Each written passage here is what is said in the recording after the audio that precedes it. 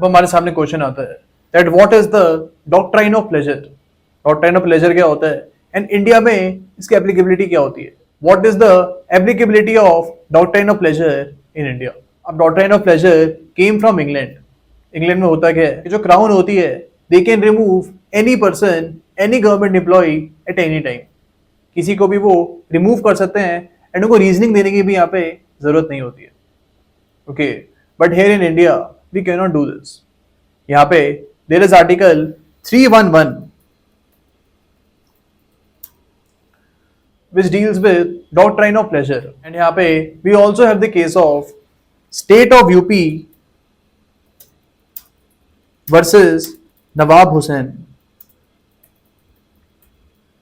अब इस केस में बोला गया था that a government employee cannot be removed, a government employee cannot be removed without giving reasonable opportunity of being heard।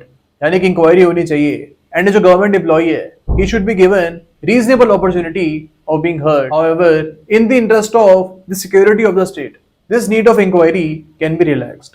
यानी अगर सिक्योरिटी ऑफ स्टेट से जुड़ा हुआ कोई मामला है तो यहाँ पे ये इंक्वायरी की जो रिक्वायरमेंट है इसको हम रिलैक्स कर सकते हैं। यहाँ पे इंक्वायरी की जरूरत नहीं है। इसके अलावा इस केस में ये भी बोला गया था that no civil servant can be removed by the subordinate of appointing authority.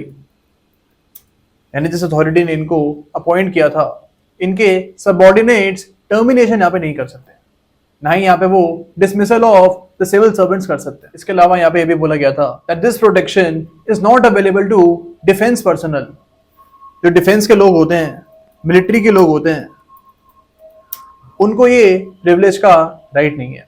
इसके अलावा there is a case of Umed bhai Patel versus state of Gujarat.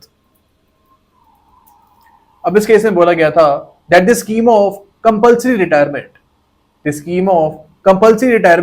Is constitutional and there article 311 ऑफ Indian constitution is not applicable. तो ये cases हमको यहाँ पे याद रखने हैं with regards to doctrine of pleasure.